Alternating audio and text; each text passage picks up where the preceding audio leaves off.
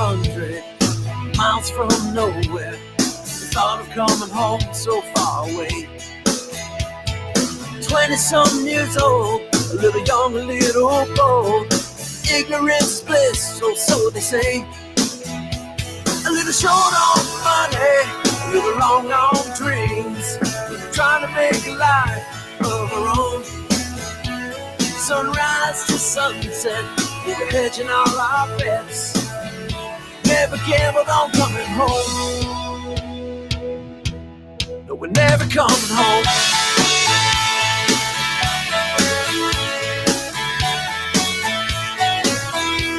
No, we're never coming home.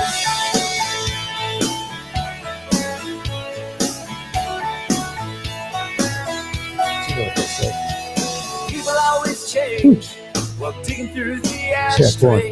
Plenty of pennies, but there ain't Am I on?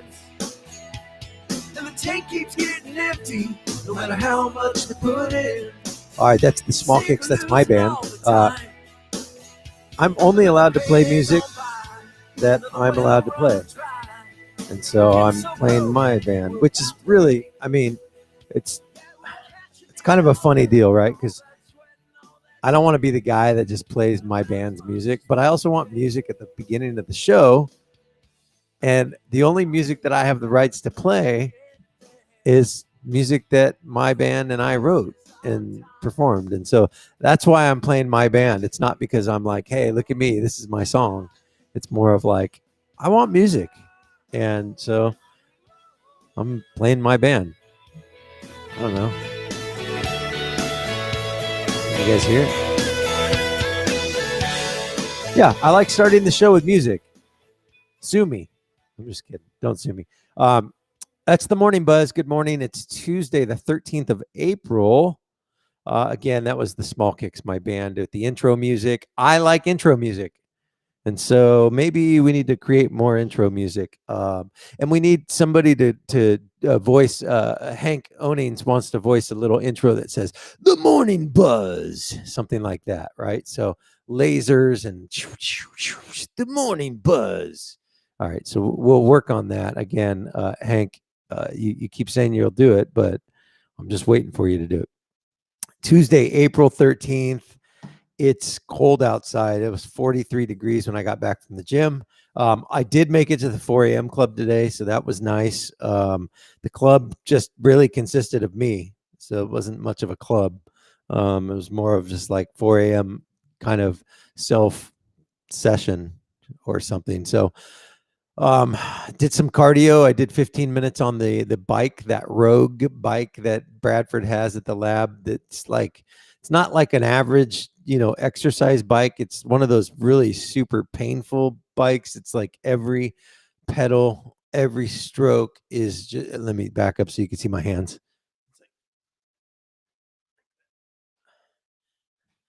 Like every time you do it, it's just hard to do. And so I did 15 minutes on that. I think it was about 3, 4, 5 miles. No, I don't remember. A lot of calories. And then I did some wall balls, with the big medicine ball, squatting down and then throwing it up at the ball. I did 100 of those. Did 100 Russian twists with just like a little 20-pound little 20-pound dumbbell, just twisting back and forth. And then I ran a mile on the treadmill and then stretched and then called it a day. So that was my first workout of the day. Today is, what is today? Let's see here. Today is day 15. Day 15 of the 75 Hard Challenge. I'm excited. Tomorrow, we're going to have Amanda Moore on the show at 7:20. We're going to do a 25, 75, 32, 75 hard check-in with her. Amanda's the one who posted on her on her Instagram story that she was starting this thing, and then I messaged her and said, okay, I'm in.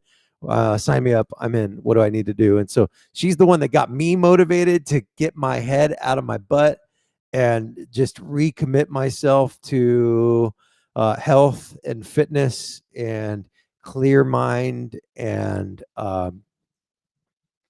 just self-love, right? And so thank you, Amanda, for that. I think she's day 20 today. I'm day 15. I'm 5 days behind her. She was gonna start on Monday, the 29th, and then what she ended up doing was like pulling a fast one and starting on Friday or Thursday before that. And I didn't start it before that because I had mentally in my mind set myself to start on the 30th, which is Abby's birthday. And so I started that on there, and here we are, day 15. Turns out most food has sugar in it. There's just a ton of sugar in the American diet, and all of the foods that we purchase and the restaurants that we go to. Sugar's everywhere. Sugar is the devil. So yeah, I mean, I tried to put some oat milk in unflavored oat milk in my coffee this morning. Vegan, gluten-free. Looked at it, 9 grams of sugar. Like, we can't get away from sugar, apparently. The flip side is I ate a whole jar of pickles yesterday, so my sodium is just skyrocketing. Probably not the best, but I had a good reason because I made hard-boiled eggs, and I wanted to put the eggs in the pickle juice, and so I needed that jar to be empty of pickles, and so I had to eat them all naturally. All right, today the show. Let's see. We've got Anthony's going to come in, check in with us on the news. I've got a first. My beautiful wife, Allison Brady, is going to be joining us at 7:20. She's going to make her Morning Buzz debut. Not to talk about our marriage, not to talk about all the things that her and I love about each other. She's representing the Athletic Boosters, actually. And she's coming on to talk about the scholarship opportunity for the seniors out there who want to apply for the Athletic Boosters Scholarship. So she'll be in this morning at 8:20 to talk about that. Mr. Mack, of course, will be giving us our school activities update and sports update for the day. And then if you're a baseball fan, we finally got Coach Rob Tompkins, Templeton High School baseball varsity coach. He's going to be in this morning at 8 o'clock. And then, of course, we're going to round off the show with Mr. Aston, the principal at Templeton High School, is going to talk about the upcoming week of combining the cohorts. And so that'll be great to kind of get a check-in with him. And that's the show pretty much. What was I going to say? Oh, yeah. So the school board had a meeting last night, and the meeting was a special meeting that they had scheduled. It was solely to just talk through the reopening plan and vote on it to make sure that everybody was still on board to move forward with the plan to reopen the high school with the cohorts being combined. And so yesterday I signed on at 6:15. The meeting was over at 6:27. I mean, it was fast. There was no public comments. There was no letters read. There was, no real discussion. It was just simply going through, starting the meeting with the Pledge of Allegiance, recapping the minutes and all that they do business wise. And then they went into item number 2, which was going through and confirming the reopening plan, voting on it. Everybody voted in favor of it. And then item 3 was public comment. There was no public comment. And then it was over. And so hold on a minute. I dropped something, and so I had to pick it up, and it was bugging me because it was sitting by my foot. So that meeting went really quickly. And the next meeting, I believe, is this Thursday, is their regularly scheduled meeting. Let me see here. Templeton District. I believe it's this Thursday, but I could be completely wrong. For those of you who reached out to me separately asking me to post the information for the scholarship that we went over yesterday with the Templeton Women's Charitable Club, I ended up putting that link on the Facebook page, the Morning Buzz Facebook page. And so, regular board meeting Thursday, April 15th. Okay, so that's coming up. The agenda is online for you to see. Boom, boom, boom. Copy and paste it into the chat. so we can see it there. You can click on that to see the agenda for this week. Just scrolling through it, they got a closed session. They got a report on the closed session. That's an action item. They're going to talk through all of the public employee performance evaluations, conference with district negotiators regarding status of negotiations with TTA and CSAEA. Okay, so lots of business stuff going on. Public comment, and then everybody's reports, and so kind of a standard. It looks like might be a long one actually, because they've got a lot of stuff going on there. But that's going to be this Thursday, 6:15. As always, you can find the link to it on the Templeton Unified School District website. Yeah, so there's that. I'm drinking my coffee this morning out of the greatest invention ever. This is a mug my sister-in-law got for me for Christmas. It's called an Ember mug, and this is something that I would never think to buy, but the cool part about this mug is it's Bluetooth. I know this is like stuff that I'm really excited about. It's Bluetooth, and it makes my coffee the perfect temperature that I want at all times. And so I like my coffee around 135. So you can see it's heating up to 135 right now. It's at 127. Yeah, I mean, it's pretty awesome because I could sit here and drink that cup of coffee for the whole 2-hour show, and it's going to be the same temperature the whole time, which is great. And because usually around 8:30, I'm drinking my coffee and it's cold, and I don't want to run away from the microphone and go heat it up and do all that, because that makes for subpar live stream shows. So, all right. I wanted to talk real quick about podcasts. I am a big fan of podcasts. I have a podcast that's separate. It's called The Love Circus. I'm kind of sporadic with my posting on it. I've been mainly focused on the morning buzz and getting this thing off the ground and getting the show into a pattern. And I think in week 6, we're finally getting there. We've got some regular guest appearances. We've got some topics that we talk about.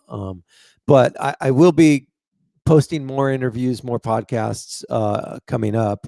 But I'm just a huge fan of podcasts. And so this morning I listened to an interesting one, and I'll just give you 2 podcast recommendations. Somebody's asked me in the past to put together a list of podcasts that I recommend. And so I will at some point do that.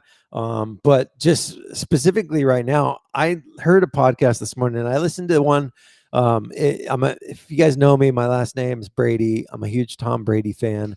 I freaking love that guy and everything he's about. He's got his performance brand called TB12. I'm sure you guys know it. I have a TB12 shirt because it's like my gym shirt that I'm like motivated, when I wear it. But so Tom Brady's got this TB12 brand, and it's a lifestyle brand of health, fitness. They've got performance centers that you can go, train at. But anyways, they launched a podcast, and the podcast always has some really cool guests. And the guest that they had on this morning that I listened to, and the podcast is called Keep Going. Let's see here. I'll post the link to it. It's TB12 Keep Going podcast. TB12 podcast. There, I just posted it in the link. But the one I listened to this morning was a gentleman who's 67 years old. The name of the podcast is Define Age in the Pursuit of Longevity. Okay. So he's 68 years old. The guy's name is Robert Hamilton Owens. He's the master of the mental game and considered the fittest 67-year-old on the planet. This is freaking awesome. So he basically, I listened to his story, grew up in Orange County. At 15 years old, he was always made fun of as a kid, of course. Most of these like extreme crazy athletes are made fun of as a kid. So maybe there's a chance for me. I don't know. Anyways, basically trained, became a lifeguard at the age of 15. He was the only kid ever in Newport Beach to become a lifeguard under the age of 16. They got a waiver from the county, and they made him a lifeguard. Anyways, his whole life he's been a minister, an athlete, a trainer, a swimmer, all of this, trained with Navy SEALs, done all this stuff. But the thing that's most fascinating to me, two things actually. One is he ran this race called the Quest. What is it called? It's called the Quest 777 Quest. It's basically 7 marathons in 7 days on 7 continents. And he ran it at 66 years old, 67 years old. And so it's insane if you think about, he's describing this, right? So day 1, you're in Antarctica. It's in January, so it's summertime in Antarctica. It's only negative 20 degrees. You're running your first marathon, and then you hop on a plane for 2 hours, and you get to South Africa. You don't sleep, right? But right when you get off the plane in South Africa, you start your second race. You run your second marathon there, and then after that one, you finally get some sleep. You get on the plane, and you fly to, I believe it was Australia. You ran that marathon. From Australia, you go to Portugal. From Portugal, you go back down to South America, and then back up to Miami. And it kind of just staggers across the world, but it's 7 days. And so I started looking into it. Now they have one that's 8 days. It's 8 continents in 8 days. Apparently there's an 8th continent that I didn't know about that happened after I graduated high school and learned about geography. So this is cool. This is definitely something that I would never sign up for, but 7 or 8 marathons in 8 days is just absolutely insane. And so really cool story. The other thing that's intriguing about this guy's story is at one point in his life, his dad was 91 years old. His mom had passed away. His dad was 91, and his dad asked him to come live with him and take care of him. And now keep in mind, this guy, Robert Hamilton, has 5 kids and a wife. Well, Robert took care of his dad for 10 years. The guy lived from 91 to 101. And Robert started training his dad at 91 years old to do squats with his cane, which is phenomenal. And so he was doing squats with his cane. He was doing all of these different things with his chair, and his dad loved his chair. And he said, "Dad, if you love your chair that much, you're going to have to earn it."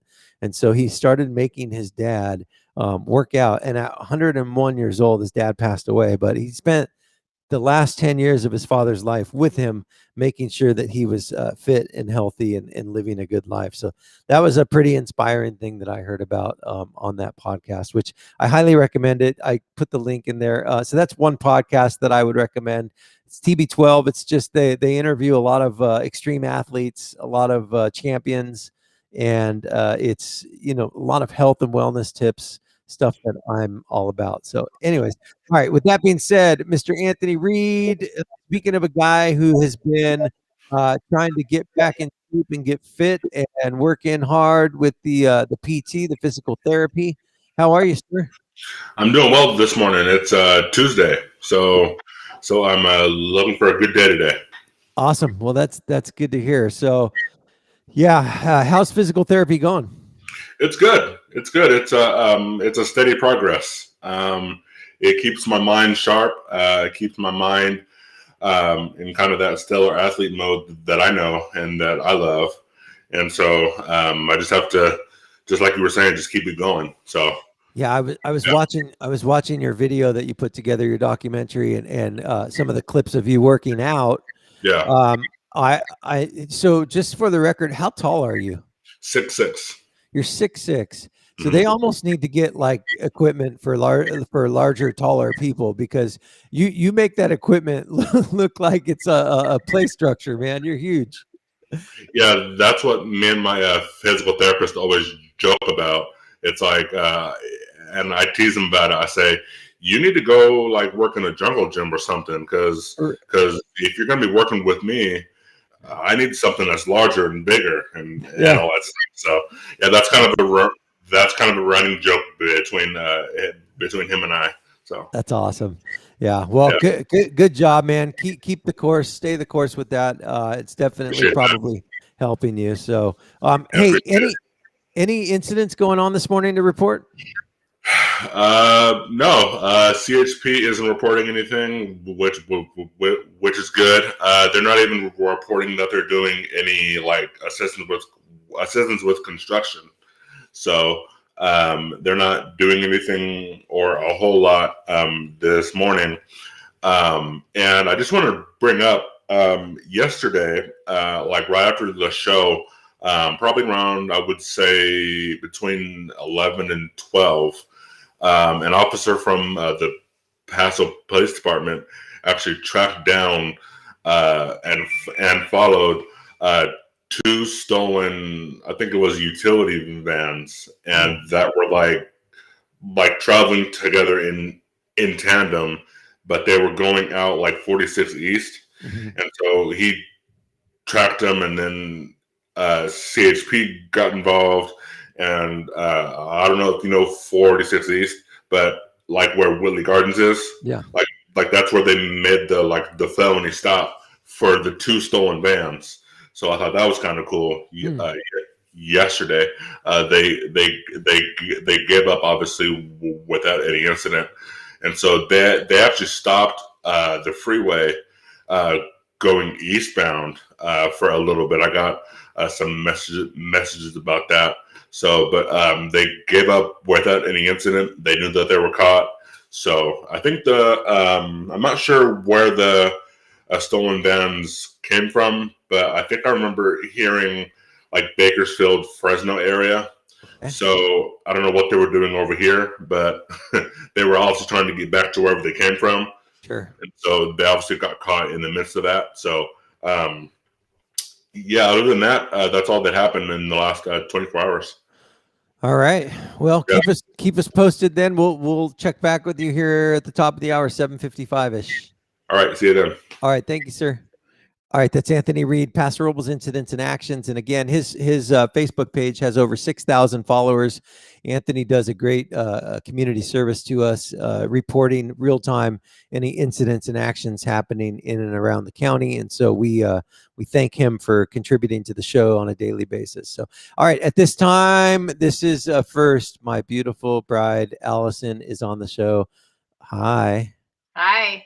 We're taxing our Wi-Fi right now because she's on one signal. She's literally at the other end of the house on one signal, and I'm on another signal. And so it's going to be interesting to see if we can get through this part of the show without any break in the Wi-Fi action. So good morning. You look beautiful.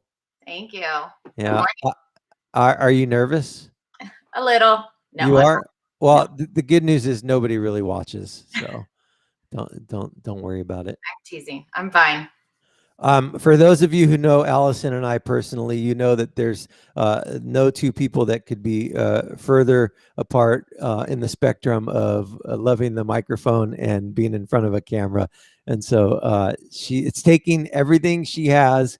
How many shots of whiskey did you have this morning? 0. Okay, well, that's good.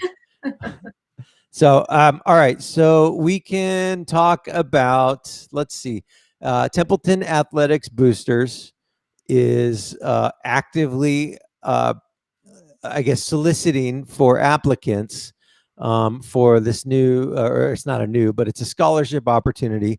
And so I don't really have any of the information for it. Do you talk about like, okay, who's qualified to apply for this? How many scholarships are available? When does it close? So can you give us a little detail? Yeah, we have 2 scholarship opportunities. I believe the numbers are $1,000 scholarship and a $700 scholarship. The deadline will be April 30th.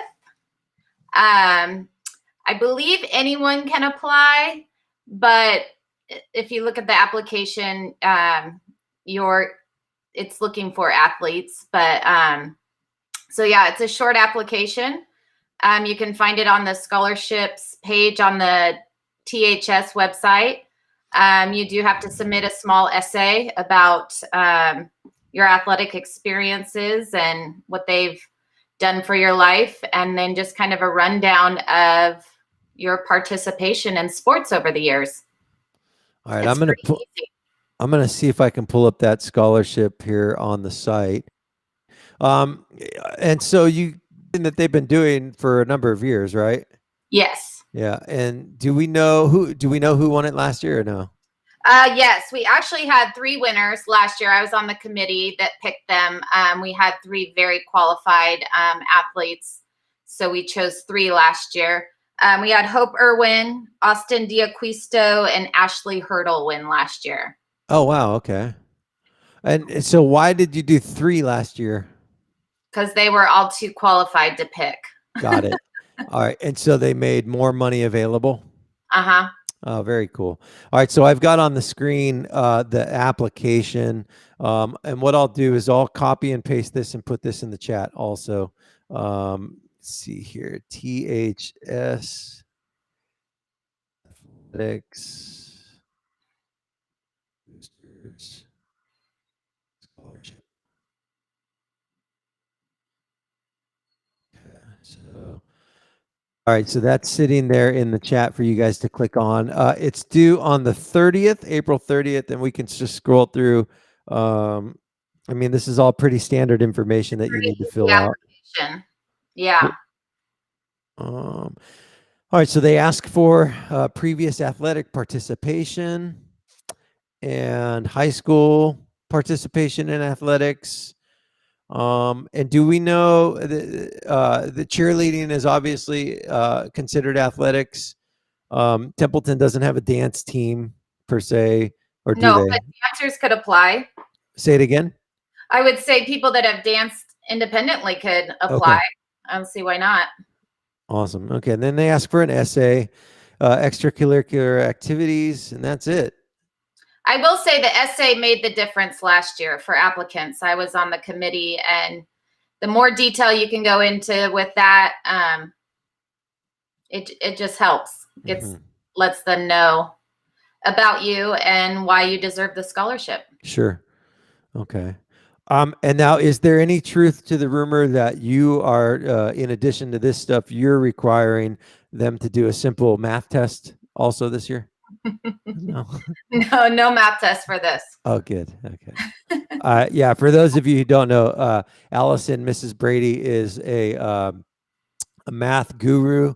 She is I guess they call it an intervention specialist. Is that what you call it? Yeah. Yeah, at Templeton Elementary School for the district, and she also spends her free time doing some tutoring. And so, she is all things math at all times, sun up to sundown.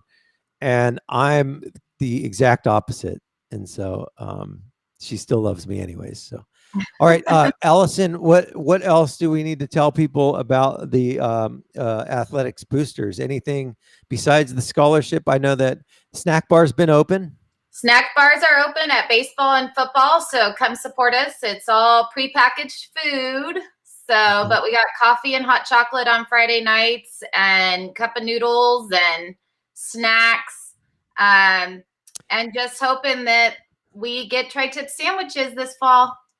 Mm-hmm. Oh, and then breakfast burritos too have been at baseball on Saturdays, which is awesome. Yes, courtesy of Templeton Donuts. Mm-hmm. And so those have been selling like hotcakes, right? Mm-hmm. And then you guys also have donuts in that snack bar on Saturdays. So swag, you guys are selling some swag out of there. We actually have pretty much sold out of the swag we've had at football games. People have bought so much. I know we have another order coming in. So I'm not sure when it will come in, but we will have new swag. We're pretty much sold out. Okay. Nice cups and masks. Awesome. And then Mr. McFarland has posted in the chat that he heard that you are quite the mathlete. And yes, I love mathletics. Yeah, mathletics, exactly. So, all right. Well, we'll welcome Matt McFarland in. How are you, Matt? Hey, I'm great, man. 2 Brady's on the screen at one time. It's a first. It's a first. Pretty. This is probably the one and only time you'll see her on the show. She's not she's not really a fan of this, but she's taking one for the team. Yeah, well, Mike, then before she goes, did you talk about what a great job she does, not only with boosters, but also with volleyball? We haven't even talked about volleyball. Let's talk about that since we got her. Allison, you're the JV coach by default this year. When you first started coaching at Templeton High School, you said, I only want freshmen because it's more of an instructional period. The kids are just out there to have fun, and I don't have to deal with all of the other stuff. And now here you are as the JV coach having to deal with some of the other stuff. But nonetheless, you're still having a blast, right? Yes, I have a great group of girls this year, and I have great parents. So it's been really fun. We're grateful to have some time on the court. That's all that matters. Sure. And so you have a game today too, right? JV doesn't, because Mission doesn't have a JV game. So we're going to go do scorekeeping and cheer on our varsity. Okay. And that's a home game for varsity? Mm-hmm. And then tomorrow there's a game? Yep, at Mission. Okay. And you guys aren't traveling to that one? Got it. Okay. Cool. What else do you want to talk about with JV volleyball? How many games do you have left, do you know? Like 3 weeks worth. So we play 2 games a week. I think we have 3 more weeks. Okay. Fun. Yeah. And so far, nobody has tested positive for COVID on your team. Mm-mm. Oh, interesting. Okay.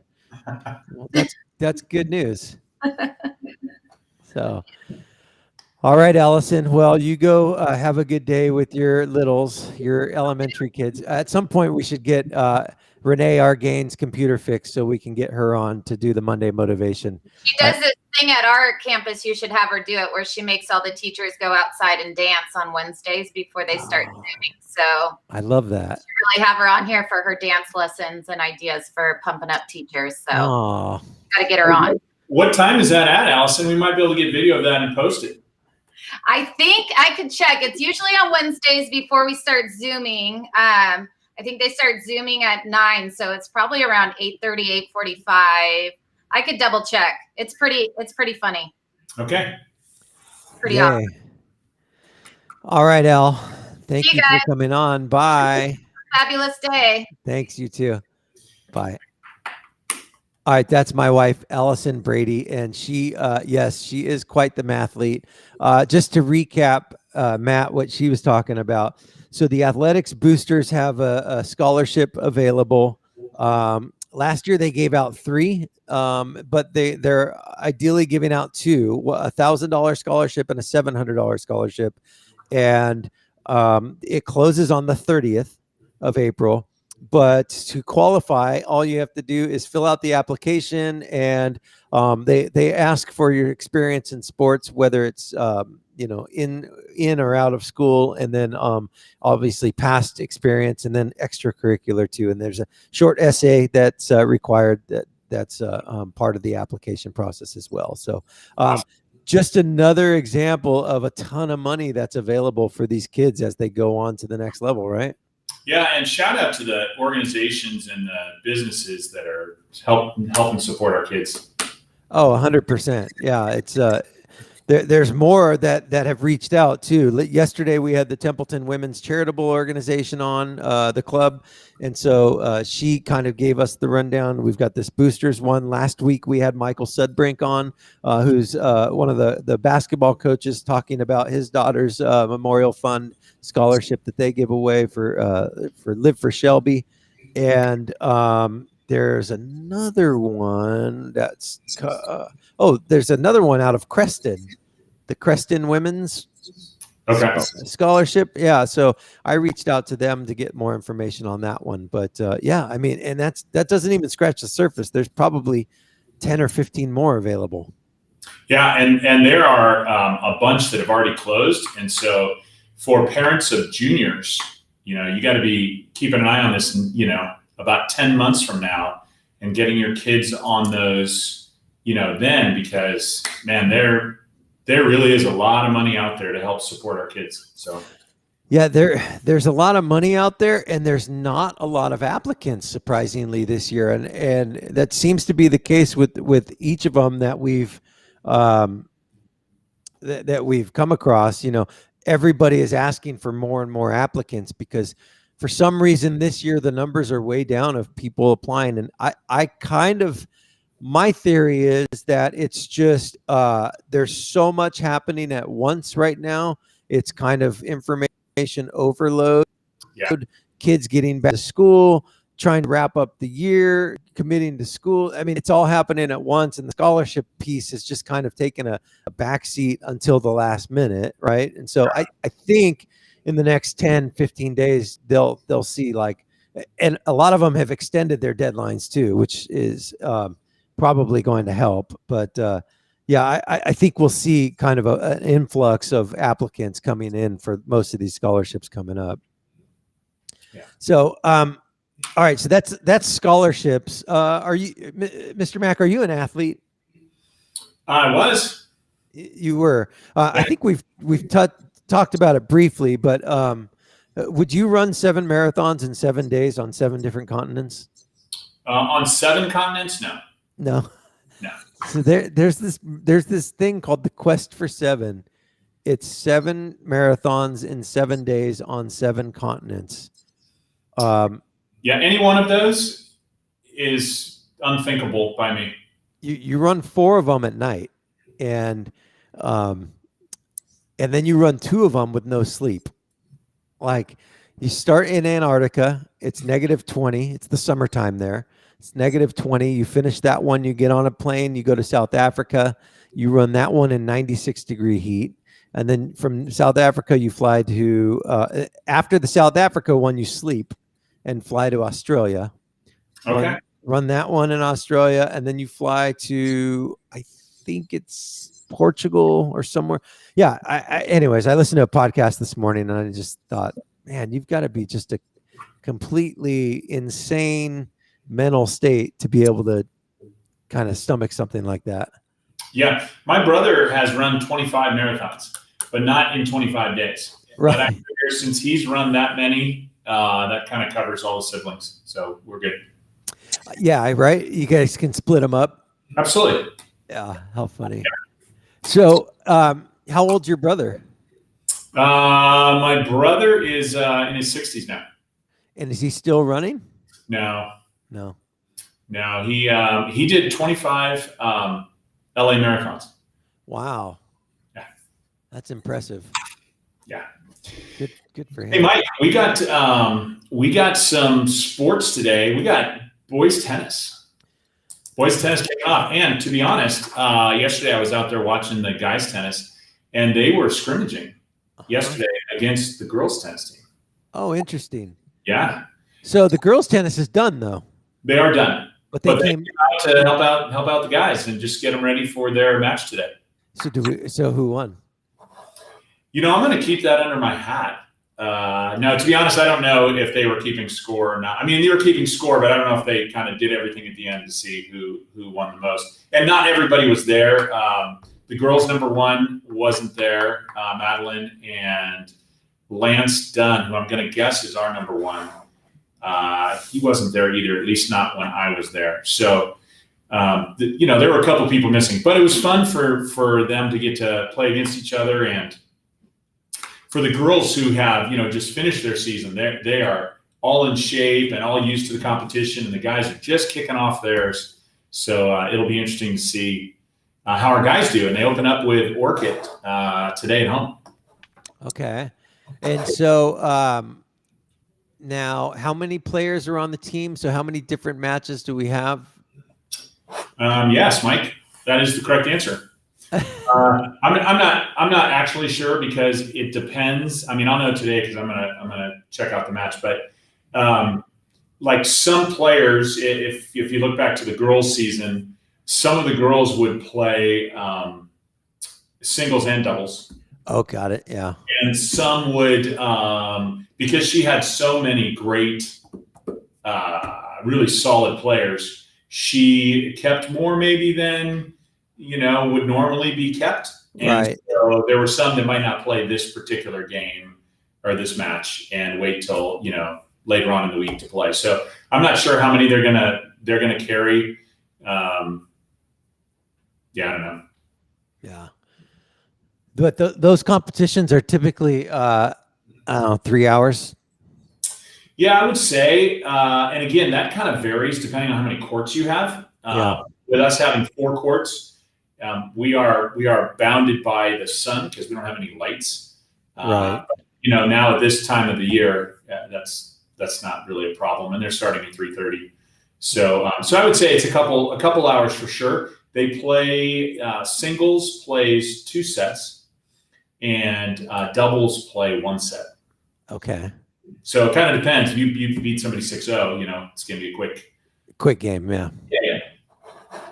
All right. Well, that's we got tennis, we got soccer, guys and girls soccer today. You already talked about volleyball. We got volleyball, and we got JV boys soccer all scheduled for today. So kind of a big day of sports. Every day is a big day of sports. Friday, our only sport is football, and yesterday we didn't have anything. So, although last Friday we had baseball and football, didn't we? Yeah. Now, poor Archie. Joe was on the show yesterday talking about how him and Archie are just kind of like dividing and conquering to make sure that everything's covered. And he mentioned that the Templeton Fire Department, he picked up the phone and called them and asked them to go cover the baseball game. And that's really awesome that we live in a community that just the fire department goes, yeah, we'll send our engine over and we'll sit and watch the game and hang out and make sure everybody stays healthy. On let's see, what is it on Thursday? Archie's going to have to be in a whole bunch of places, or the fire department, because we've got we've got tennis playing at Hancock College. Okay. We've got girls soccer at Morro Bay. Mm-hmm. We've got guys soccer here. We've got guys tennis at Orchid, and JV boys soccer here. So, we got 4 destinations all within an hour and a half. That's insane. So, yeah. And I have noticed in the past, Archie's had helpers, right? There are students that volunteer to help. Is that a class or an elective? What is that? Yeah, that's part of our sports med program. Okay. And so part of their curriculum is to do on-the-job training under, of course, Archie's, tutelage.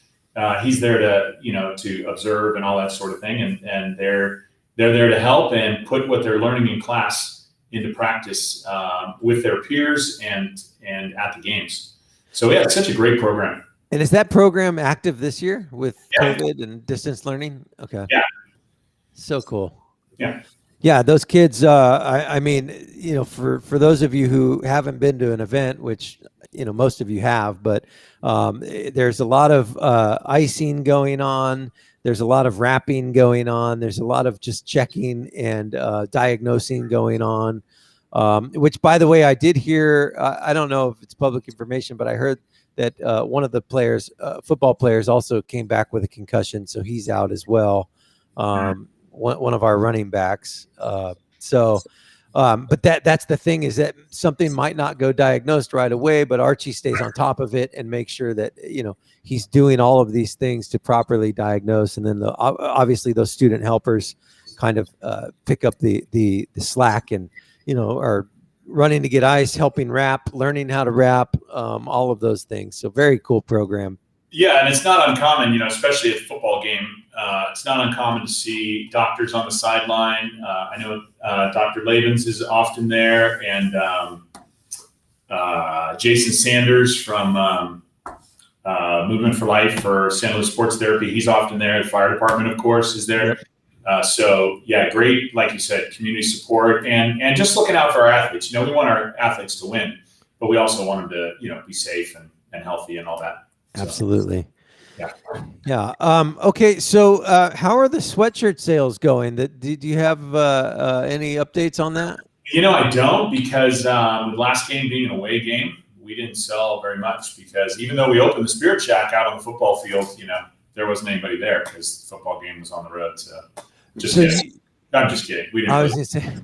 No, we didn't do that. But we are getting, Sheila is going to be putting up some of our merchandise on the student store, and people could order there, and then we will get it to them by the end of the week. We'll get it to the student by the end of the week. So Okay. yeah. Very cool. Yeah. So the Templeton sweatshirts that I'm referring to are they're gray sweatshirts. I think they say Templeton football on the front. Oh, you got one. Templeton football, old school. I love it. And then we got an American flag on the back. That's so awesome. I love that font on the front. It's just a classic old school football sweatshirt. So very cool. Shout out to Ava Lawrence, because that was her. She designed that one. So Nice. Awesome. Hey Mike, did you get the schedule I sent you? The new updated schedule? I did. Let me pull that up here. Just in case anybody didn't hear the board meeting yesterday, the board approved the high school students returning in mass Monday, Tuesday, Thursday, Friday, beginning next week. Wednesday would still be full Zoom for everybody, but we're excited to have the two cohorts, the A and B cohort, which would normally be either Monday, Thursday, or Tuesday, Friday, having them back together. So looking forward to that. A special shout out to Mr. Lewis and you and all of the teachers and staff and administration who worked their butts off to kind of put together this plan and present it and get it approved. So that's so cool. Advocates for these kids to get back on campus together. Yeah, and not much of a 5-0 vote last night. Not much public comment. Just let's make this happen. So that's exciting. There was no public comment. I got on the meeting at 6:15. They had some audio issues where you couldn't hear the beginning of the meeting. By like 6:20 or whatever, the audio was on. They went to the item number 2.1, talked about it, voted on it, and then opened it up in item number 3 for public comment. There was no public comment. The meeting was over by 6:27. Yeah, go. It was just in and out. So it was formality. There's a regularly scheduled meeting this Thursday. That's going to be kind of a longer one with more of the typical business that they are going over. So, and again, that information, the link to that, the agenda to that is on the website, which is the school, the district website, which I posted the link in the chat already today. So, all right. So what does the day look like then? Mondays, you have, you're still staggering, right? We're still staggering what are the green and white days? Is that what we call them? Yeah, green and white days, definitely. So it would be, with the exception of Wednesday being Zoomed, it's going to be very similar to a normal year where, you have a white day, you have a green day, you see all your classes, you see all your classmates, of course, socially distanced and masked, but you're seeing them. So teachers are seeing, their kids every other day because they have them, white day or green day. So yeah, back at it. So we're excited about that. And I think, Mike, correct me because you got more ties to the community than me, but I think we are the first high school in the county to get the kids back. Let's go. That is absolutely correct. So that's awesome. And when you look in the news, you're seeing other schools where that's not the case, where there's a lot of pushback of not wanting the kids back on campus at the high school level, and yet we want them back. Let's go. We want them back. And next year. And my sister, she's a administrator for LA Unified. She works at the district office. Originally, LA Unified was saying all of this year was going to be distance learning. And now they're rolling back. My nephew and my niece are getting ready to start this next week. My nephew in, I think he's in 6th grade or fifth or 6th grade, and then my niece going into 8th grade is starting the week after. And so even LA Unified at this point is kind of fast tracking a reopening, which is interesting. And we're seeing that kind of all over. But yeah, Templeton in our county is the first one to have 100% of the students who want to be on campus back on campus.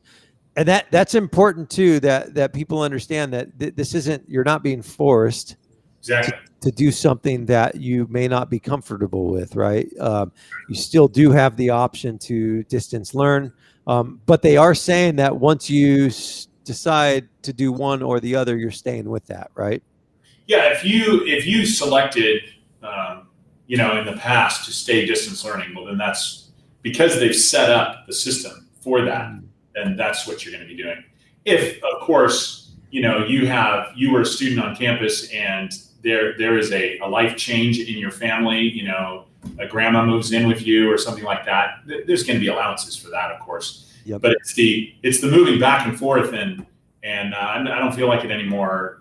That's all the logistics that had to take place for this to happen were based upon people making a decision. Right. Yeah. Now, there was talk about food, right?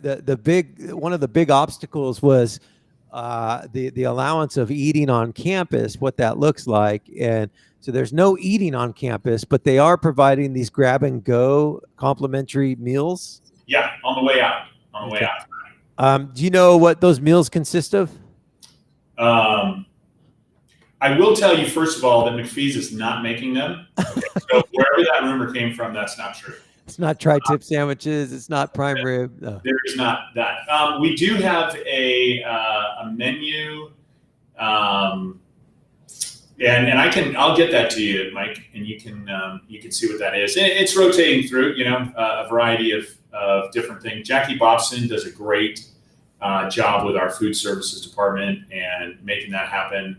If you can imagine some of the things that have to go through for you to not only provide meals, to figure out how many to make, to get them to the various school sites, and then to get people out there to hand them out as people walk out at various times during the day. I mean, it's everything takes more than you think. Sure. Oh yeah. And there's people, loving, kind people who are going above and beyond to make that happen. So shout out to Jackie Bobson and all of the people that are working alongside her. And then in addition to the meals, we have a couple water stations that were installed this last year that are available for the kids to bring their own water bottles to refill those.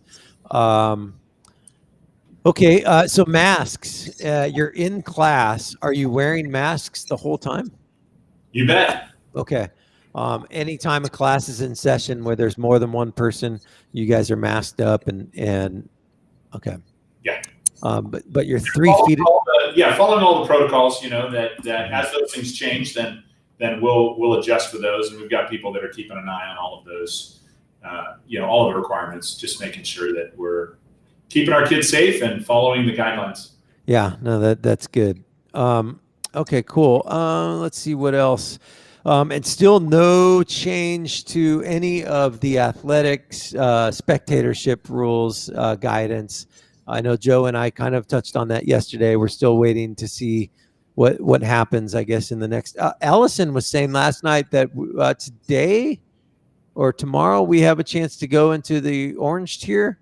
That'd be today. Today at 1:00. ReadySlow.org. Okay. They'll be announcing it, and they're pretty right on it at 1:00. So yeah, there's a hope that we'll drop down into the orange. That'd be great. A lot of the counties, I was surprised at how many counties have already dropped into the orange. So yeah, I don't know if you've seen that state map, but I can send that your way as well. Oh, cool. Okay. And what does that mean once we're in orange? Does that mean? Well, I think the biggest difference that your watchers are going to care about is that's a change in percentage of people that could attend an event. So it's not going to get rid of a mask. It's not going to, none of those changes, but it's going to change from, and I'm totally just throwing these numbers out, 25% capacity to 33% capacity. I mean, it's one of those type of things. Right. Hey, Mike, that's the magic bell. So I got students coming in. Go do your thing. Hope you have a great day. Thanks, you too. Matt McFarland, everybody. And if you guys want to subscribe to his daily newsletter, you can. And I'll put that here. Where is it? It's mmcfarland@templetonusd.org. Mr. McFarland gives us a daily kind of newsletter that he emails out to your inbox that gives you all of the latest, greatest sports information, activities going on. So let's see here. My God, 25. I'm reading about the Culture Initiative flags. For those of you who don't know, the Culture Initiative, those T flags that you see around town, those are a fundraiser by the Culture Initiative, and that's an organization that I'm a part of. It's a nonprofit that supports students for the high school. It's basically an organization that funds things for kids who aren't necessarily represented by any type of boosters club. And so they do cool things that like the THS Link crew, they support that. They do I'm trying to think of freshman orientation, all kinds of activities like that. So if you want a T flag, if you want to hang it from your business or your house, you can hit me up. I have them available. They're $37.50, and you can email me at morningbuzzaroundtown@gmail.com. $37.50. There's about $13-14 of profit in there. All of that money goes back to the organization. Really cool flags. You see them all up and down Main Street. And as you're driving kind of in and around town, everybody's displaying those flags. So good stuff. Again, I've got them available. You can just send me a DM or email me as well. So, all right, here we go. Anthony. Ooh, interesting. I'm reading your little post that you put. This is interesting. Yeah. It just came across like just as I was logging on to the show, so I figured I would just pin the comment there. So I don't know. I'm excited to watch it, to see what's going to happen at 2 p.m. Today. The sheriff's office is supposed to announce some major developments per the post. As you can see in the comments there. I don't know, but it's going to be interesting. So 2 p.m. today. Yeah. 2 p.m. They're expected to announce a major development in the Kristen Smart disappearance case. Okay, that's definitely something that we're going to keep an eye on. Oh yeah, I'm gonna be watching that for sure. Okay, awesome. Yeah. Well, that's great. Let's hope that it's another step towards resolution for these parents who have been dealing with this for 25 plus years. Incredible. So right. So if you go down kind on the post, Mike, you can see kind of the timeline that they lay out there as to what's leading up to today. So it's kind of interesting. Okay, cool. So, yeah. Awesome. Yeah, well, the link is in the chat. So if anybody wants to click on that story, go for it. All right. Any other things going on in and around the county this morning? Nope. CHP isn't reporting anything, which is highly unusual, but it's a good thing. Kind of the major development right now is what you have on the screen there is the Kristen Smart case. They're supposed to kind of make an update on kind of what's going on. So we'll just be looking out for that. Okay, we will. Definitely keep an eye on that then. Yeah. Awesome, man. I appreciate you getting that news, that breaking news to us right away. We will check back with you here at the end of the show. All right, sounds good. All right, thanks. That's Anthony Reed, Paso Robles Incidents and Actions. He has that Facebook page that's got over 6,000 followers, and Anthony sleeps with scanners tied to his ears, and so he's updating that thing 24/7 for us and getting us all of the latest and greatest headlines. And so very cool of him to bring that information to us right away. And of course, I'll be watching that press conference again. This girl, so she disappeared. My wife Allison was actually in the dorms at Cal Poly the same year as a freshman. I was a freshman in college in Sacramento. My dad was a police officer in San Luis Obispo, coincidentally with our current sheriff, Ian Parkinson. Mike Brenler was a police officer there during this time. This is a story that's been super near and dear to me personally, because of the age, because of our ties to Cal Poly and the city of San Luis during that time. And so pretty hopefully, we get some movement in solving this case with this announcement today. That would be awesome. So, all right, at this time, let's move into varsity baseball. I'm just getting Rob's caption up. Let's see if we can change it, and then I will invite him into the show. There it is. All right, Coach Tompkins, how are you? Good morning. How are you? I'm good, man. You're like a ghost. It's been hard to get you on the show, but we finally got you. Yeah, it's been a pretty busy 2 months trying to get the kids prepared and get them ready for the season. So I apologize for not being available. A lot of behind the scenes type stuff going on. Yeah, no, I hear you. Hey, before we dive into your team and everything, the banners that you have in the background, are those Giants banners? Yes, they are. All right, I need you to turn your camera so we can't see those. They're kind of the Giants are an awesome organization. I'm a huge Dodgers guy, but the Giants have a great organization. I can respect them. Well, the feelings are mutual. Yeah, That's why they call it a rival. It's a great rivalry for sure. So, all right. So, for those of you who don't know, Coach Tompkins, you've been with the program now. Is this your third season as the head coach? This is my third season. Okay. So give us a little bit of your background, how you got involved with, coaching youth sports and how you ended up here at this spot. Well, it all started back in probably the late 90s with my daughter playing softball. And then I had both girls playing softball, and then my little guy was born, and all of a sudden there was t-ball and youth baseball and all-stars and travel ball. And then, I got a call one day about 2 years after I retired in 2019 that they're about ready to lose the JV program because they didn't have a coach. So I forfeited my last year coaching at the youth program and decided to take on the varsity job, which I thought was a great opportunity, knowing that I'd be able to coach those kids that I've been coaching for years. Yeah. So 10 days into the job, there were some things that went down and at the varsity level, and that coach was let go. So I was asked to step into that role. Didn't know whether that was going to be permanent. Didn't know whether that was going to just be an interim thing. But as it worked out, the school liked what they saw.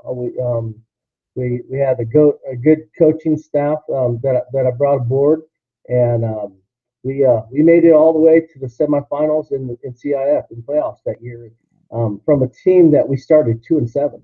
Wow. That's incredible. And a lot of those players, that was 2019? 2019, yes. Okay. So, yeah, I mean, you had, who did you have on that? Macer was on that team? Macer and Justice Gibbons. Macer Lardner and Justice Gibbons were my only two seniors that year. Okay. And I only had two juniors that year too as well. So that team was comprised of freshmen and sophomores. Really. And so those kids are now your varsity seniors. So now that primarily that sophomore group and freshman group is now our varsity team. So It's nice. This is our third year together. Huh. That's awesome. I was out there on Saturday, caught the last inning the week before I watched the whole game. But I mean, I'm a pitcher. Like I was a pitcher as a kid. I love watching defense. Like a pitcher that can throw ground balls that your defense allows your defense to make plays. Your infield is like damn near flawless. They're solid. I can tell you that is one of the things that we concentrate most on, and we depend to be solid. As a smaller school, your defense has to be one of the best on the field in order to keep us in ball games. If our defense isn't there, we play these bigger programs that can hit. If we can't hold these teams to runs, it can turn ugly quick. Sure. So we pride ourselves in our defense. Like I said, this is our third year with this group. I think Saturday we had a .973 fielding percentage. Right. And even in 2019, we had a .993 fielding percentage out the year. And that was definitely our success between the elite pitching that we have and defense. It's what keeps us in ball games. And then we just expect to have those timely hits to keep us going. Yeah, I mean your bats are gonna get hot and cool off and get hot and cool off because that's just how baseball works. Right. But yeah, your defense is definitely what's gonna win those ball games in those close games. Super scrappy, right? Just I mean the ending on Saturday is like a total that's like a prototypical Giants scrappy 2014 team that just figured out a way to win ball games over and over again. And sometimes it doesn't have to be pretty. It has to be just little things, even as far as getting a bunt down, moving a runner over, scoring a run on a sac fly. Those things sometimes as coaches we have to be, and players we have to just generate runs and put ourselves in the best position to score runs, especially when our bats aren't hitting well. But I know we'll get there. We've had games where our bats exploded, so it kind of like you said, it comes and goes. But the thing that I always pride our team on is making sure that we can defend and that our pitchers do their job, because that's how we stay and that's how we win ball games. Yeah, I mean, and from a pitcher standpoint, not only is it hitting your spots, knowing the situations, it's once the ball's in play, what do you do? And to see, I mean, I've watched all of your pitchers this year bounce off that mound as soon as that ball's in play and go where they need to go, whether it's a little dribbler in the infield or whether it's becoming a cutoff man or covering home. Like those guys are moving off that mound and making sure that they're in the right spots, which not every pitcher, pitcher is typically somebody with an ego who thinks they're better than everybody else. But your pitchers are scrappy and they're out there to win ball games too, which is cool. Yeah, we call that getting caught up in the moment if they're just standing around. So believe it or not, that's something we practice twice a week. Whether it's where we put the kids in live scenarios. And we make sure that the kids are in the positions that they need to be, because what most people don't understand about baseball, even though the ball's not hit to you, everybody has a job. Sure. Yeah, absolutely. It's something that we definitely practice on, and that's why we like to see it when it actually and it comes and you see it in the game. When you practice it and it actually happens in the game, it's actually a cool thing to watch. Yeah, no, for sure. Everybody, it's a very coordinated dance that's being done once that ball's in play, and then the situation changes it too, right? So two outs, man on second, 1 out, man on second. Like there's so many different game situations that you have to rehearse, right? Because that's really what you're doing is rehearsing. Yeah, a lot of game situations. We try to practice those things. We put runners on bases. We put our defense through live scenarios, and we do that as batting as well too. When we'll put runners on base, when we're practicing, we'll scrimmage. Sometimes we make it a competition, just so the kids are having fun with it. Sure. So they don't get bored of it, and it's kind of fun to watch the competition, just even within the team. Yeah, absolutely. Well, the kids are a super tight knit group of boys. They all seem to have fun with each other. Joke around with each other, which you're always going to get. That's part of baseball. I remember we put itching powder in our catcher's face mask, thinking that we were being funny. And then, that was like this huge blow up. Coach Alvord just kind of reamed us because us pitchers, we're joking around with our catcher, but our catcher is the one who makes us look great. Right. So, yeah. So, right. Exactly. I had to run about 7 miles for that one. That was not a fun one, but there are consequences to joking around. Right, totally, yeah. Time. Talk about your coaching staff. Who do you have on staff with you at the varsity level? Okay, this year we brought back Rene Regalado. He was with me in 2019. It was just when we started in 2019. It was just him and I, and the one thing that I realized when we started playing and we started getting into and we started playing some of these bigger programs, I noticed that a lot of these bigger programs had like a lot more coaches rather Sure. than just 2 coaches. So that was something that I built up last year. We found a catcher coach to come in and kind of help out our catchers, an outfielder coach, and then we had a bench coach that was able to take care of the bench. And then I kind of just managed the game and coached third last year. But this year, I brought Renee came back. So he's my third base coach now. TJ Durfee, he's kind of a hitting outfield coach for us. This is his second year, and he helped out a lot. And he coaches first base. So this is actually the first year that I haven't coached bases. So it's actually kind of nice to sit back and watch and manage the game and not be able to have to coach bases and manage at the same time, especially when your home dugout or wherever your visitor dugout's in the first base dugout, and I'm coaching third, and I'm having to yell all the way across the field Right. to get the kids to do what I need them to do. So it is a luxury.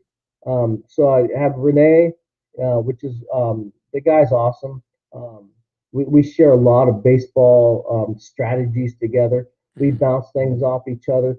There's sometimes we don't agree, but we learn to work those things out. And but he's awesome. He's definitely a player's coach. The kids love him. So that's a tribute to Renee. Like I said, TJ, the kids love him too. He's an outfield hitting coach. And then I've got Randy Kozar. Randy Kozar, he's kind of a catcher bench coach. He takes care of all the catchers and makes sure that, especially when it comes to bullpens, when we get kids ready to come into a game, that's his role. And then I've got Tony Dominguez, which he's a do-it-all. He's my bench coach. He does my books for me. He keeps stats with TJ on the opposing teams. So it's just it's nice to have an array of staff that everyone has their job, and that's actually kind of been the success the last few years of having those extra coaches to do all the small things that now I don't have to do, so I can pay more attention to the game and put our kids in position to win. Yeah, absolutely. Yeah, that's great. So that's 1, 2, 3, 4, 5 of you. 5. 5, yeah. Yeah. Yeah, we had 2 coaches as a varsity team in Paso as a kid. But Right. yeah, you're right. Like it seems like there's more and more specialists on staff that are kind of dedicating themselves to helping these teams. And then so your pitching rotation, is it you have 3, 4, 5 starters that you kind of rotate through, or? Well, the plan was to have at least 4 this year. Okay. I'm still waiting for to see if maybe Trent's going to be able to come back. He's got a little issue right now, but he's working through it. He actually threw his first bullpen yesterday. Oh, good. So as of right now, I got 3 or 4 starters that can go. We still have some pitchers that we're still developing. We don't want to necessarily throw them into the fire just yet, but we're making sure that Renee's the type of person that he'll tell me, you know what, if this kid's ready, then we'll put him in. If he's not ready, then we'll continue to work bullpens. We continue to practice with them, and but come now that we started our league this week, we have double hitters on Saturdays. Those kids will be throwing on that Saturday. Yeah, tons of reps for sure. But yeah, we've got about 3, 4, 5 starters, and then about two relief pitchers, 2, 3 relief pitchers. And as far as the league goes, who are you guys? I know you don't want to kind of forecast out too much, but who's the big competition in the league this year? Who's got good teams? Well, Aurora Grande's always been a really good baseball program. They're big. They've got probably 20 some kids on their roster, and they're playing at a level right now. I think they're 8-0. Paso Robles has a good team. They've got probably some kids that are probably going to go on and play at the next level, at least 2 or 3 on that level. So those, and then Slow, I'm not sure where they're at this year, but those are the 3 D1 teams that play in our league. And then you always have St. Joe. St. Joe is kind of they're kind of like us. We're kind of a small private school, and just they're scrappy. Mm-hmm. And so but yeah, I'd probably say that the main teams that and then you can't forget about Rigetti. Rigetti won the league 2 years ago. Yeah. And they always bring a tough team. And as soon as their football season's done, they're going to be back to another powerhouse. So I say the top three teams, um, they all play D1. We're a D3 team. But I would say Arroyo Grande, Paso, Rigetti, probably the three top tough teams in that division. But I'm planning on with this team this year and last year. There's no reason why our teams can't compete with those teams this year. Sure. We definitely have the pitching and defense to go with that. It's about us putting runs on the board and keeping up with those teams and shutting those teams down and making sure our defense stops those teams from scoring. Yeah, no, absolutely. And your season's over end of May? Yeah, very end of May. Yeah. Okay. So we start the league this week and we'll be playing I think it's 5 teams. So 5 teams, and so you have Rigetti, Slow, Cascadero, St. Joe, and Paso Robles. Okay. And then we have a week bye there, but I end up putting 2 more games in our bye week just so we can keep on playing. Nice. And do you have any athletes coming over from football once football ends? There's a possibility of 1 or 2. Okay. I know that I've been in talks with Tyler. But it's one of those things that football does take a toll on your body. Yeah. And whether he decides to come back, I told him he played for us last year, and he had a phenomenal year until we got shut down. So if he comes back, it just improves our team. But on the other end of that, if they don't come back, then you kind of just got to prepare the team to play without the football players. It's kind of a weird year where you've got multiple sports going on at one time. So, but yeah, no, I'm looking forward to them coming back. But if they don't, I've prepared the team to go on without them because it's just that weird year with the whole COVID thing and multiple sports going on that we're just trucking forward. Yeah, no, and the boys that ultimately want to get out there and work hard are out there and they're doing it. So. Absolutely. That's cool. So what do you got this week? You got a game today? We play Slow at our park on Wednesday. And then we go to their park on Saturday for a doubleheader. Okay. And so as far as spectators go at the home field, I think as it stands right now, we can have up to 2 or 4. 2. I think what they're trying to do is they're going 2 per player and then 2 per coach. Okay. But that doesn't include all our support staff. Our support staff are in there. And some of those support staff are parents too. So obviously we're able to get a couple more spectators under the kids that that is as far as count wise, that's we're able to get a couple more based on that. Yeah, for sure. And for those of you who are interested in watching the games, but don't have a player on the team, you can probably email the boosters. They're always looking for volunteers to help with the snack bar. That's in fact how I get in to watch the games. Is I'm working the snack bar, and in between customers, I'm popping out and watching the plays. And so it's a great way to spend a Saturday. I can tell you that much. It's a lot of fun. Yeah, and I tell you, it's been nice. This is the first year that we've had the snack bar open. So, cool. It's much appreciated. Very cool. Well, that's all the boosters. Mindy, Melinda, Allison, they're handling it. I just come in and work it. I don't want to take any credit for that, but yeah, it is nice, and it seems like it's a great group of parents out there every weekend cheering the kids on. The game against Santa Maria was a great finish. That was so much fun to watch at the plate at the end. And then one last question. Connor's in the park home run the week before last. Right. Is he the fastest guy on the team? Believe it or not, he's not. He's not? He's not. Oh. He is fast. He's one of our fastest kids, but I think there might be one or two that might even be faster than him. Oh wait, somebody told me that Robbie's really fast. Robbie can hold his own. I tell you, there's between Robbie, Connor, and Trent. These guys are pretty quick. And then there's a couple other guys. They got some. They don't look fast, but they're speedy. You take a person like Merrick Hall, he's really fast too. So Yeah. That's kind of one of those things that for us, it's like you just got to be scrappy.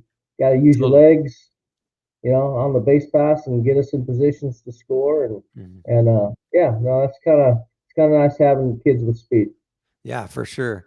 Well, that's cool. And so far this season, relatively injury free. No major things going on. No, that's one thing that we did earlier in the season was we started back in January and just started our conditioning program. And we did a lot of speed and agility and power stuff. And that was really just to get the kids in playing position or playing shape so we could prevent injuries. And then we do a lot of maintenance. We do a lot of arm maintenance for our pitchers and for kids that experience arm fatigue. We have an icing program. We work well with Archie, the athletic trainer. And we talk a lot, Archie and I, and we talk a lot about the kids and any specific injuries that they may be experiencing. We put them on a program to get them to return slowly. We do a couple drills to make sure that they're cleared to play. And because we don't have a whole lot of numbers, so I think we've got 14 on our roster. Wow. And so yeah, an injury could really put us in a deep spot if we don't maintain and keep the kids healthy this year. Yeah, I can't stress enough, and we've talked about it throughout the week so far. Archie is like the man of a million places at once. I mean, the guy is covering every athlete, every sport at all times. He's definitely one of the unsung heroes of the athletic program, right? Yeah, absolutely. I appreciate when he's out there and what he does for the kids. Honestly, I think I wish my kids would use him more often. Sure. I kind of end practice a little earlier enough to, if the kids need to go get ice or be seen or stretched, that I let them leave practice and get over to see Archie before they go home. Yeah. No, absolutely. All right. Well, Coach, I'll let you go. Real quick. Do you want to? I know that you guys rebuilt the mound a few weeks back. Who are the two? There was a couple different companies that helped you. You gonna plug them real quick? Well, I can tell you that Tony Dominguez has been ahead of it all, and he's gone out. And I know that, and we're actually getting new dugout rails to where it was nice. Paul Winkler made a very generous donation to the program and softball, and we're utilizing that donation, and we're trying to make field improvements.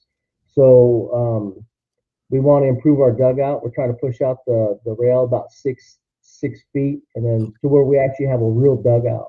Sure. And so and then Norelli Welding, they're the ones that did the rails. And then, but Tony went out and he got all the clay and organized and put it all together. So I can't take credit for it all. I just I had an idea and a dream of what I wanted. I showed him, I drew it up for him, and Tony and all his staff from the Norelli Welding Company. These guys put it all together. They put it on blueprints, and it should be installed this week. That's great. Oh, that's exciting. Yeah. Well, cool. Yeah. I mean, what a special community. You have companies like that and people in the community coming to help these kids, and then you've got Coach Joe Farley calling the fire department to come over and keep an eye on you guys, and the fire department rolls out and watches the game and makes sure that they have staff available. Like, that doesn't happen at LA Unified. That doesn't happen at all of these other districts throughout the state. I mean, we're living in one of the last great small American towns, right, in California. Oh, absolutely. Brandon Wall is a good friend of mine, and he helps out whenever we can, and we have a pretty tight relationship with the fire department, and they know our schedule. They always come out and watch when they can, and they're there when they can. And so, and the kids love it. We appreciate the support we get from the community. We're hoping like within the next week or two that we'll have all our senior banners up. We've got a team poster coming up. So within the next couple of weeks, we want to make this place look like a ballpark and a place that people will come see. Something you'd see at maybe at the collegiate level, pro level, where you see banners of players and big signs. And so these are changes that I definitely have been wanting to do for the last 3 years. It's just, funds aren't always there. The sport isn't always there. But this year, we're making things happen this year. Awesome. Well, you've definitely in your retirement set yourself up with a dream job, being the coach of this great little school. And to make it even better, you've got players, right? I mean, these kids are solid. So yeah, no, this group of kids is special. That's the reason why I wanted to get all the things done this year. Like I said, this is my 3rd year with them. I've got 6 seniors that are going to be graduating this year. So I wanted to really make this year special for them. And that was part of it. That was improving the dugouts, getting in a real baseball feel to where we're going to have screens and banners on our rails, screen and banners on the back of our backstop, and then big 3x6 posters of our seniors up on the fences. That's so cool. It's gonna have like a big league collegiate feel. Nice. Well, awesome. And congratulations on the success so far this year. And we wish you the best of luck throughout the rest of the season. And hopefully you'll come on every week or so and give us an update. We'll talk more game by game, like Coach Crow gives us his weekly update of what to expect for the games coming up. But I'd like to get you in to do that on a weekly basis. And for this first interview, it was nice to kind of get to know you and your backstory and the coaching staff, and really kind of get to know the program as a whole. So thank you so much for all of the stuff that you do in your time to give our kids, honestly, one of the best experiences that they can get as a student athlete. So thank you. No, you're welcome. It's my pleasure. All right, Coach Tompkins, we appreciate you coming in. We'll see you later. All right. Thank you. All right, thanks.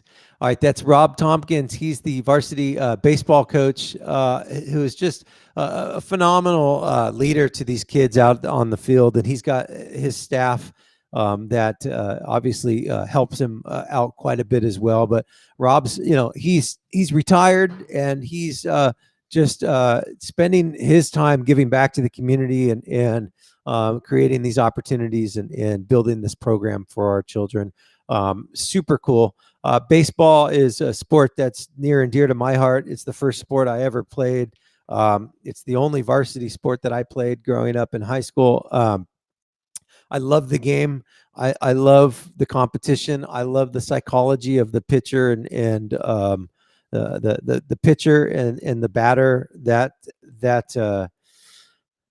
face off, the mind games that each are playing with each other at any given time. It's just super strategic, and the athleticism of all these kids to be able to kind of turn it on and off, sprinting from base to base and using their minds to make these game time situations in real time, calls, where to throw the ball, how to field the ball, what the situation. I mean, it's just, I can go on and on about baseball and just how special the game is to me. But we are definitely blessed as a community to have Rob Tompkins and his crew out there with our kids, teaching them the game, teaching them sportsmanship, teaching them what it's like to, win with class, work their butts off, and then ultimately, unfortunately, sometimes losing too, right? And losing with class. And so, very cool. If you guys have not had a chance to catch a baseball game, I would highly suggest you figure out a way to do it. Probably the easiest way is to email the boosters and get your name on the volunteer list to go out and work the snack bar. They've got some double headers over the next few Saturdays that are going to be at home. Great opportunity for you guys to just, get out there, enjoy the sunshine, the smell of the grass, all of it. It's a good experience. So again, another example of how awesome our community is. So Coach Tompkins, the Templeton High School baseball team. So congrats, boys, on your success so far this year. And we are rooting for you guys. All right, it's 8:30. We are anxiously awaiting Josh Aston, the principal of the high school.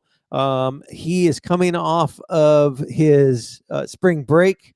So hopefully he remembered to check his email to get the link to call in. If he does not call in, then we will catch up with him later on this week. But Mr. Aston has been great about giving us a weekly update for Templeton High School.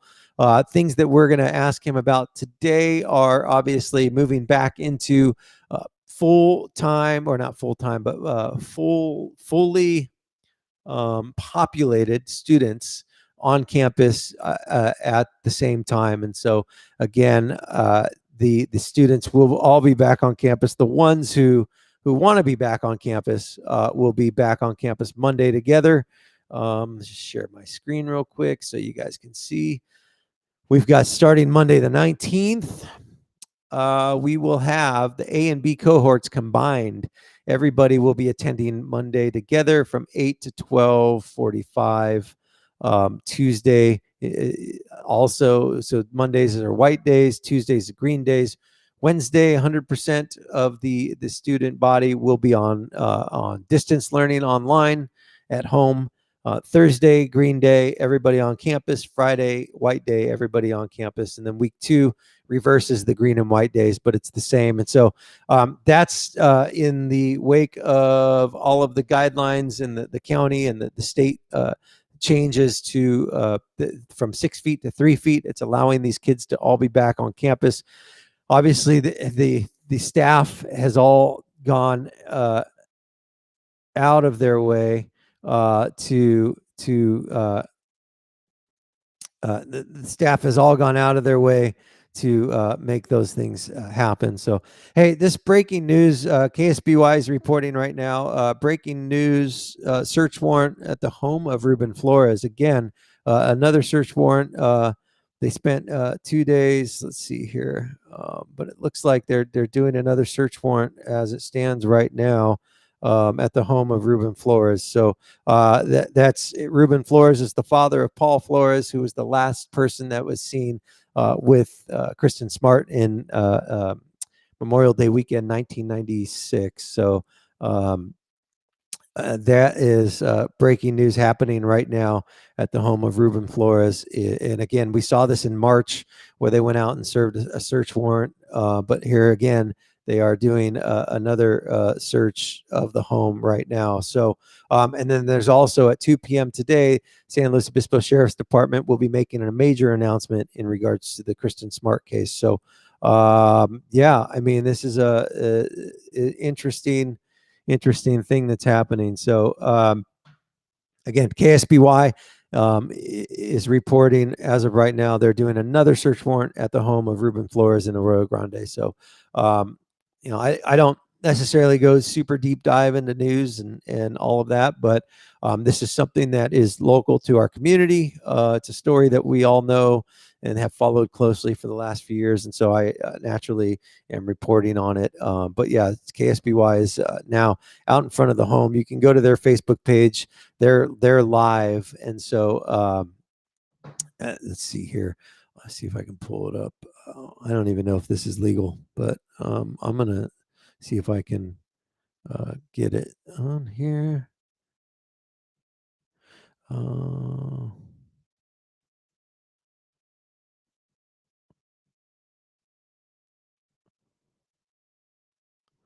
So they're out in front of the house right now. This is their live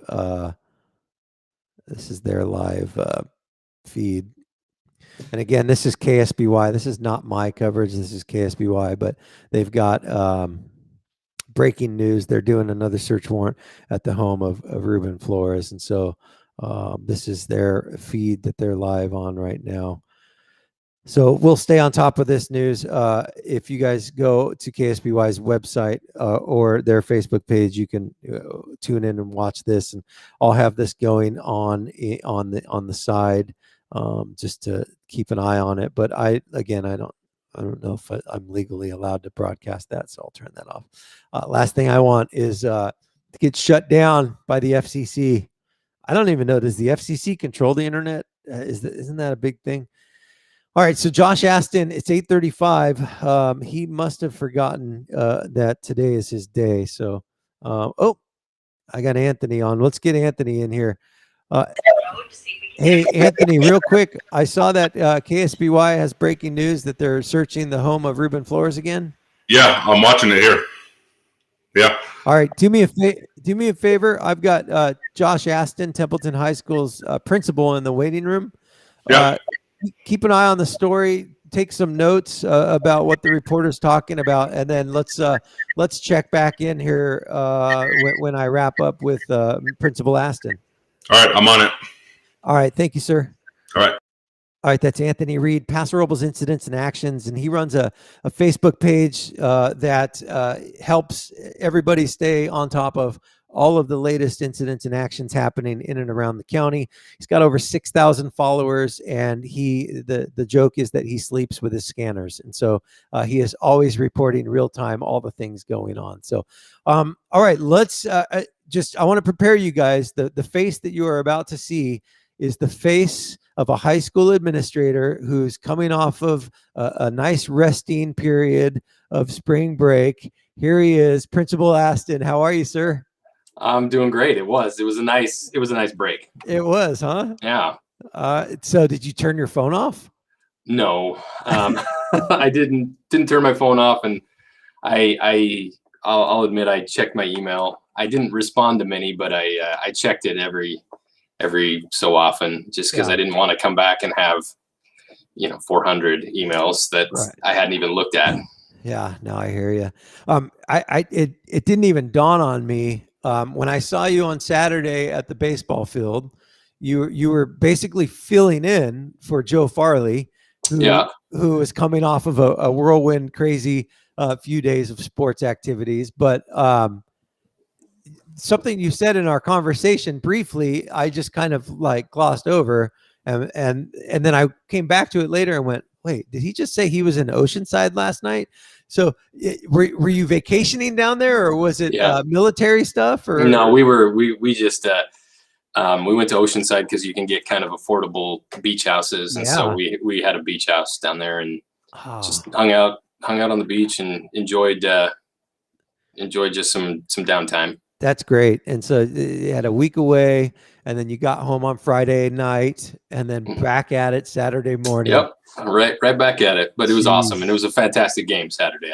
You couldn't ask for a better ending. So. It was great. Yeah, it was amazing. It was fun to watch. So, all right. So here we are, T-minus 3 days and counting for the return of kind of populated school, with 100% of the student body who wants to be on campus can be on campus at the same time, right? Right. Yeah. So starting Monday, we're basically, I don't want to say it's like normal school, because it's still not normal. It's still a version of hybrid, but we're not having cohorts. We're just having on campus and then distance learning. So for the distance learning students, nothing will change. They'll still be streaming with their teachers, and for the teachers and for the kids on campus, and the only thing that changes is that there'll be more students in the classroom. And so, that's Monday, and we're really looking forward to it. We're only going 4 days a week.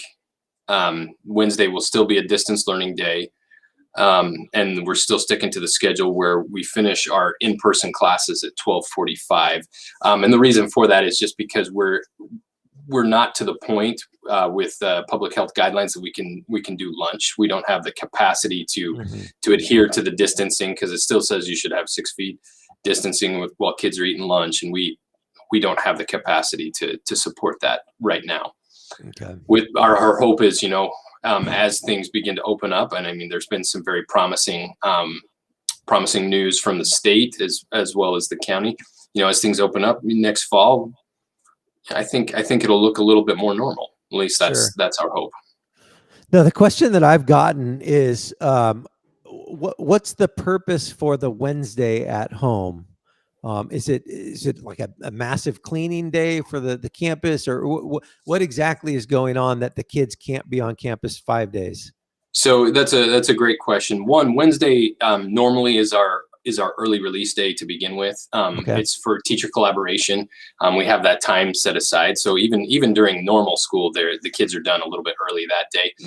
Two is to allow time for the maintenance and custodial to just catch up on things that have, as far as cleaning, disinfecting, that may have just kind of been maybe not as deep or as extensive as normal. Sure. Okay. Interesting. How much, as the principal of the high school, how much do you deal with like the operating budgets? I mean, you mean like for the district as a whole? I know. Well, I'm curious, what expenses are like now post COVID with all of the custodial staff and all of that versus before. I mean, have you seen major changes, or you don't know? I don't know on that. That's Randy Botts, our MOT director. He would know that. But I will tell you that we have had an influx of funding from the state for COVID related stuff, basically. So that helps us to buy the disinfecting materials, buy the hand sanitizer, cleaning materials, things like that. And it does allow for the hiring of additional custodial staff to help with COVID related cleaning and disinfecting.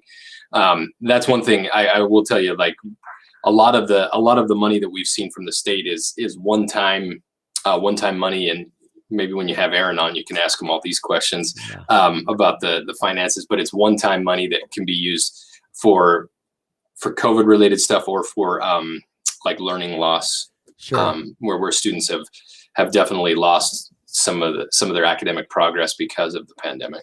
Yeah, there was a bill that was passed, a state assembly bill that was passed about a month ago that freed up, I feel like Aaron had told me $2 million for the district, or maybe $1 million. That's going to support, summer school, kind of loss of learning stuff. And then obviously kind of ramping up in the COVID protocols and stuff like that. So, and then as it stands right now, this is the time of year where you guys are flying positions, right, in the district. Can you speak to enrollment for next year yet, or is it still too early? We're preliminary numbers. I can tell you we're down a little bit from what we have been in the past. So we're definitely not increasing our staff size. That's for sure. We're not flying any additional positions right now. So, I guess just for all the listeners out there, we're doing everything we can to make things as normal as we can for next fall. So, if you're teetering on the fence, whether, should I take my student to a private high school? Or stay at home in Templeton. I say stay at home in Templeton and bring the kids here, because we're doing everything we can. And hopefully, this, dissolving the cohorts right now, we want to signal to everybody, like we really are putting forth that effort to make sure that we get everybody back. Yeah, and as it stands now, the stance that the district is taking is that they are fully preparing for 100% in-person learning, starting with summer school, but definitely in the fall as well. And so correct, and so I guess that's different than what we're starting on the 19th, right? That's even further along, or is a it little bit different. Yeah. Like, so the 19th at THS, now I can only speak for THS, we're going, you could say it's 100% in-person learning 4 days a week. Yeah. And as we move into summer school, it'll be every day that the students are on campus. I don't know if they're going to be going, 5 days a week I think the plan right now for summer school is that they'll only go 4 days a week. Got it. Just so you can still have some summer, have Friday off and still, give kids a little bit of a summer. So yeah, they'll be going 100% of the time. So right now, I'm not a math teacher. 80% of the time we're 100% in person. Yeah. Okay. And so the goal is that by summer school and fall, we're 100% every day. Okay. Well, very cool. That's exciting. And so on top of the kids coming back together on the 19th, here we are post spring break. We've got 8 weeks left of instruction, more or less. And so some of the things that are on our plate as a high school, we've got testing that's going to be happening. We've got a ton of sports happening at once. We've got some of the senior events that are starting to take place. I don't. Is there a prom? Are we? Do we know what the right status now? is? We haven't planned for a prom. Got I it. will say, I'm meeting with the senior ASB students today. We had a little bit of some. It's good, but we've had some snags in our plans for graduation. CIF is doing tournaments again, so they're gonna have CIF games. And initially we were talking about using the softball field, but if our softball team continues to do what they're doing right now, they'll qualify for CIF, and we'll probably host a softball game the night before graduation, which makes it a little difficult to set up for that. But I'm going to talk it over. We've the office staff and we've been working with some plans to do it at Volunteer Stadium. Maybe good. at a limited capacity, but still a number of tickets. I think we can probably accommodate a few per graduate. Sure. And there were some guidelines sent down about graduation. So fingers crossed, if we're in the orange, that puts us at 33% capacity for our venues. Anyway, so we'll work some plans there, and we still plan on having live streaming. Additionally, we'll have scholarship night and evening for the stars in person. We want to do in person. We may, I think our plan right now is to do it in the quad, like the drama club did. We'll set up chairs and have the stage in the quad. But we'll have in person for both of those. And as I'm going to meet with the senior parent group tonight too, just to kind of go over some things with them and get some input from them as well, and figure out how we can make this pretty awesome for the graduates. Oh, very exciting. So this will be your first year of finishing up the school year. Yeah, I've with actually kids on campus, right? Correct. Yeah. It'll be interesting. It's funny, as we make these preparations, the staff in the office are like, well, what we normally do. I'm like, no, I don't know what we normally do. I haven't been around for that. Right. Oh, how funny. Well, it seems like a million years ago you started. It does. Yeah.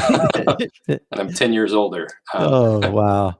Okay. So we've got basically a super busy 8 weeks ahead of us with all the planning and all the events for the seniors, and then the sports and the testing. So what are some of the things that you're focused on in terms of being the principal and, your staff? What are you guys working on right now? Well, it boils down to short-term goals and long-term goals, and intermediate goals too, I guess you could say. Short-term, working on getting the kids back, 100% in person for those 4 days a week. That's our short-term. Like this week, we've got a few logistical things we got to iron out in order to make it work. And then moving forward, we've got testing, which is, I still say, is a short-term goal, because we're going to start that not next week, but the next week. Okay. Go through testing. Graduation's kind of our intermediate goal, and we're working on that. And then summer school is also one of those intermediate goals. And Miss Hendrickson, our vice principal, she's working hard on getting summer school all laid out. And then long-term goals is, making sure that we have everything in place for next fall. And so that's kind of where we're focused as a staff. And at the same time too, in the midst of all this, we still have, we still want to do the best day-to-day operations and do the best that we can day to day and support our kids. So, there's a lot of moving pieces, and I think things have a way of working themselves out. And that's not to say that we're not planning, obviously, but I think we have a great staff, and we're able to make things work. Yeah. Well, and another side note, a positive, there's been limited to no positive COVID cases that have been popping up. I mean, we've had a good few weeks of, Mhm. I want to say 0. Yeah, I have none have been brought to me. So Yeah. yeah, we've had four weeks now of kids back on campus, and I mean at least that much of sports, you know. And we're actually testing athletes right now. We've got, you know, the folks in there to do some COVID testing. And yeah, we've been very fortunate. So it's very promising. Yeah. So naturally more tests have been given out and we've seen less and less positive. So yeah, it seems like we're all moving in the right direction. I know my wife, being on staff at the elementary school, gets an email when she's been exposed or been exposed to somebody who's been exposed. Right. Mhm. And it seems like those emails are starting to get less and less, to almost none. And you know, that's kind of tracking with what we're seeing as a county, right? Mhm. Moving into the orange as well. So yeah, I mean, it seems like all moving in the right direction. So that's Well, great. I think the county and the state as a whole, you know, Yeah. and it's promising too that the vaccines are now available for 16-year-olds and older. For sure. You know, we're seeing more and more of our staff and more parents of kids, you know, parents and guardians of kids that are getting vaccinated. So that also contributes to it. You know, the fact that they're vaccinated, so there's going to be less positive tests there too. So yeah, a lot of really positive things moving forward. Yeah. And not to not to put a damper on the vaccine issue, but AP did release a story about an hour ago saying that the U.S. is recommending pausing the Johnson & Johnson vaccine The because one of I got. some blood clots. Yeah. But it's saying that it affected women between the ages of 18 and 48. Mhm. So you know, again, that's the AP reporting that as of this morning. I don't think it's anything that's you know, they're dead set on doing yet. Just a breaking story that you may want to look more into. But again, if we've learned anything in the last 18 months, it's you never know what you're gonna get with the news. Yeah, that's true. Yeah. You know, and everybody can spin everything anyway. So it's my whole thing has been, okay, let's just focus on our little community and our little bubble that we can affect and go from there. But well, cool, Josh. That's exciting. I'm glad you got some rest. I got you know, you're gonna need it. I have a feeling these next 8 weeks are gonna be a marathon. And so you and your staff, you know, get ready. We've got a senior in our house who is super pumped to close out the year strong, and I know that the senior class is really excited to be getting back on campus Monday to finish out the year in some sense of normalcy and or a new normal. So very exciting. So yeah, congratulations on making it this far. We're almost to the finish line for this year. Yeah. All right. Well, anything that you want to get out to the community as far as any news for any of the parents or anything? Well, no, just well, I guess the one thing is I normally send an update on Monday. I was kind of waiting. We had a special board meeting last night. I was waiting to see if there was anything that I needed to add to it. So I'll be sending my update tonight. Great.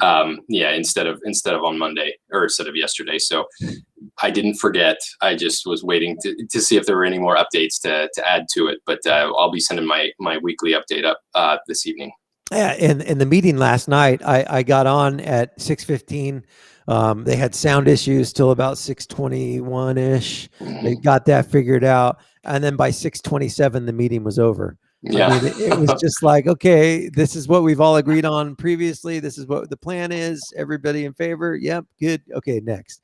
No public comments. It was just kind of everybody's just, you know, ready for it. So super cool. You have a great district office and board that supports all of the students learning. So that's probably a plus for your job as well. I can absolutely. imagine. Yeah.